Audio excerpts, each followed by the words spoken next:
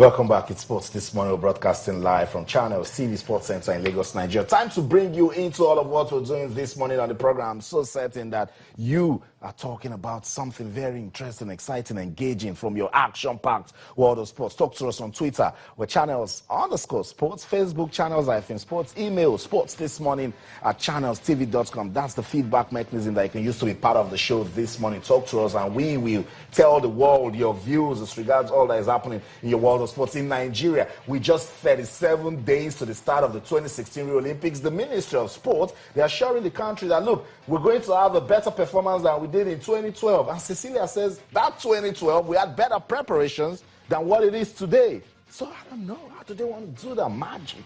We will see, we are monitoring. Also, let's use the hashtag Zika fear. What's going on? The Zika virus making a lot of big, high-profile sporting persons to pull out of the 2016 Olympics. We'll talk about basketball in Nigeria lately has been giving us reasons to talk. A D-Tigress player, she's standing by. She wants to talk to us about basketball in Nigeria, women's basketball, the experience from the Women's Olympic qualifying tournament in France. What a story. But it's all good. It's all love. We'll talk about women's basketball in Nigeria. Let's also remember to keep celebrating Iceland with the incredible Iceland. They will be playing France, and I think that's really, really a tough one, but who knows? It's football. Anything can happen. We're also monitoring the Euro Championships. You can talk to us using the hashtag Euro Championships. So much coming from your exciting world of sports. Let's get a conversation going now. We'll return.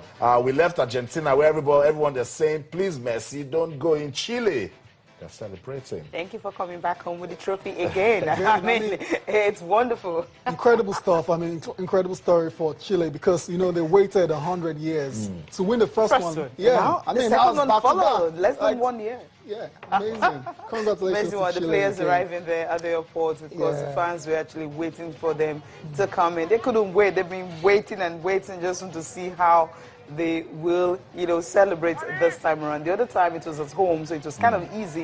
Right now, all the way from United States with 16 teams playing centenary. I mean, this is going to go down in history. You know, we talked about, during Copa America review, we talked about the fact that how many countries have even won the Copa America back-to-back. It's only Argentina that have done it, and that was in the 40s. But right now, you're having Chile actually beating Argentina to actually, you know, equal the record. Beating Argentina back-to-back to win it back-to-back. Tayo, Cecilia, what these players will be saying is, what else can we say? What else do you guys want from us? You first one you said because we were hosting, that is likely is a fluke. Second one, we showed you quality, we showed you teamwork, we gave you the highest scoring game, defeated Mexico by 7 goals to nothing. Argentina defeated us in the first game, but when it matters, they won.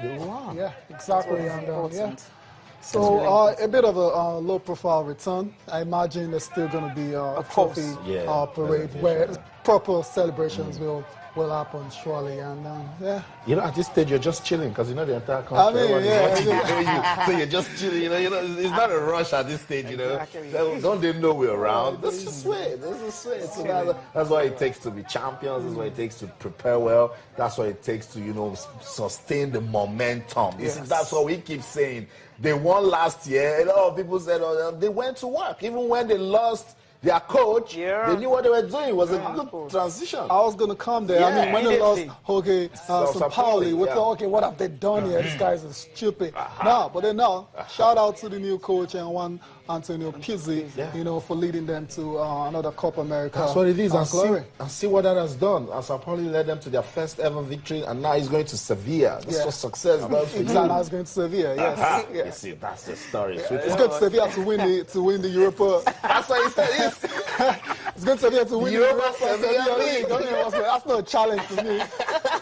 Well, he said he's bringing attacking football to Sevilla, and we're going to see something different. But let's come back home, man. I'm sure this town won't smile anymore. Cecilia, what's the Minister of Sports saying? Because it's just 37 days. I'm sure you've been wondering what's really going on. Preparation. Shegun Torella said this is the worst ever.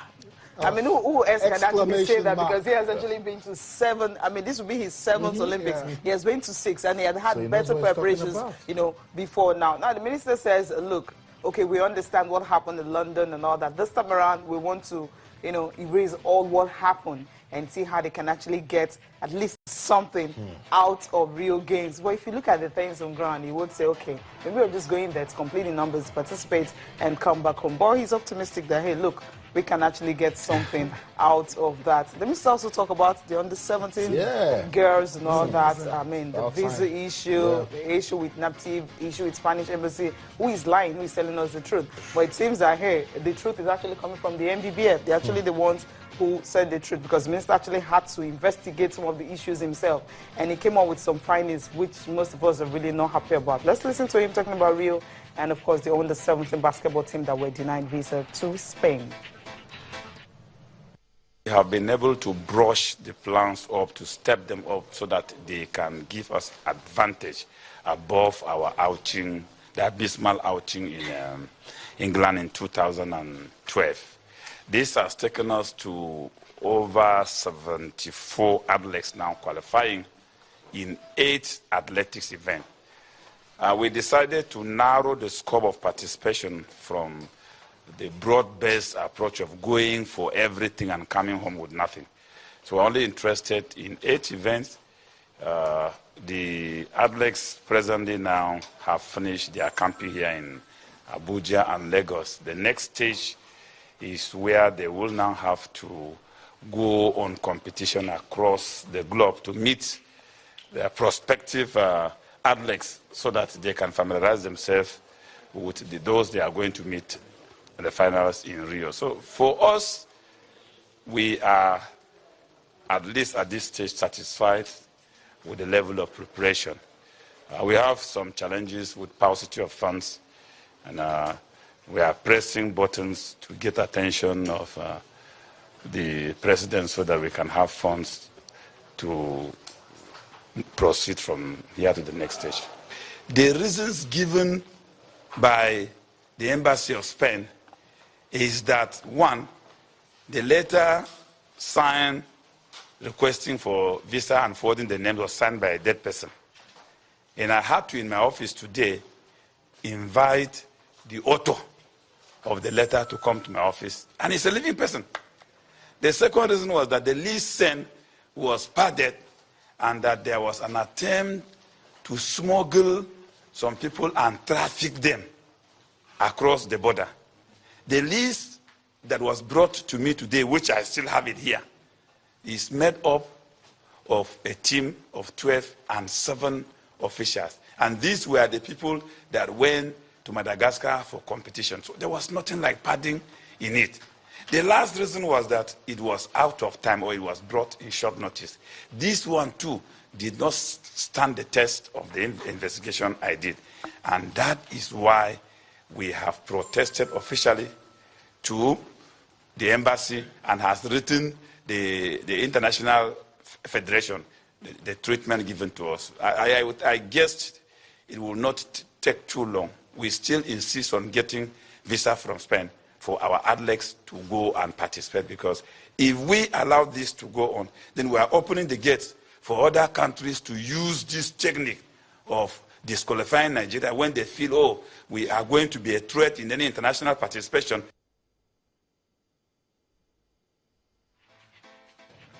So that's it. The Minister for Youth and Sports in Nigeria, Solomon Dalong. I'm talking about preparations for the Olympics. He's giving explanations now as regards while the national under-17 female basketball team didn't receive visas to go for the World Championships in Spain. Issues. Barrister Solomon Dalong, we want to give you a special invitation. We want you in the studio. There are a lot of things we need to talk about. Let's look into our eyes and tell Nigerians how ready we are for the 2016 Rio Olympics. We are giving you this call. We want to have you in our sports center in Lagos.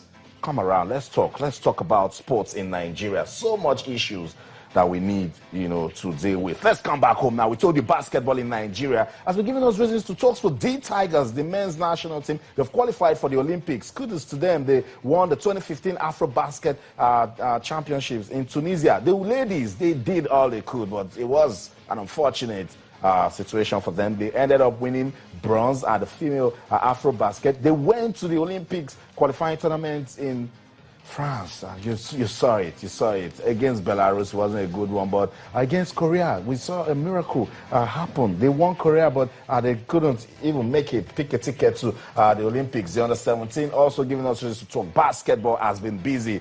We brought a player from the D Tigress team. Her name is Ndidi Mado. She was part of the team in France. She's always been in the team since 2013. Ndidi, good to have you join us on the show. Thank you. Thank you for having me. Okay. Same thing we asked Ellen. We're going to ask you too. Okay. The experience in France, what was it about? It was an amazing experience. I thank God for the experience. It's an experience that I would tell my children. You know, it's like an experience you will never forget. Playing against, Belarus, playing against Korea, and the victory over Korea, the experience, the excitement, sometimes I can't even really explain how I feel about the I know, I see the way you're trying to get it out. But was it a rush to the brain? You guys already celebrating when you had not even picked the tickets. Yeah. Well, I know a lot of people saying about the celebration. You saw us dancing in the locker room, but every victory, I feel like it's a celebration. Even though if we lost to Korea, then we would we've been crying and upset. So we celebrating the chance that, okay, we still have a chance to live another day. Yeah. And I know that our fate was like we was relying on Belarus to beat Korea, and it didn't happen. But celebration, whether we want to celebrate every victory. We beat Belarus, we're going to celebrate. We beat Korea, we're going to celebrate. So we were celebrating our journey and the victory over Korea. Good one. Well, when you guys had the news that Belarus just couldn't beat Korea, how did you guess? What was the feeling like? For me, it was unreal, because I was telling one of my teammates, I was like, wow, like really? Because we were sure Belarus would beat Korea. I was almost sure. Like I was like, Korea can shoot, and Korea is a very, very great team, but Belarus is going to win this win this game. But we was actually at the practice facility. We was actually getting ready to practice, and people was watching the game on their phones, and then when they finally came out, I was in the locker room putting my clothes on and getting ready, and I was just like, it's quiet. I was like, it's quiet. And so I got up, and then I went to the gym, and people was coming out with their face down and stuff like that. And I was just like, this is very unreal. It's an unreal situation. Because I was like, dang, we for sure, I was sure we were going to be playing Spain on the next day. So, but we give God all the glory. It wasn't his will, so we thank him for everything. Did you cry? Yes.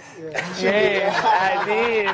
I didn't put that out there. Yes. Straightforward answer. Yes, I did. Because we work so hard, and you're so close, and then but it happens. It's life. Yes, it's life, and it happens. So we just thank God. We'll keep talking. Let's go on a quick break. When we come back, Ndidi will tell us the achievements of D Tigress since 2013 that she joined the team. Stay with us.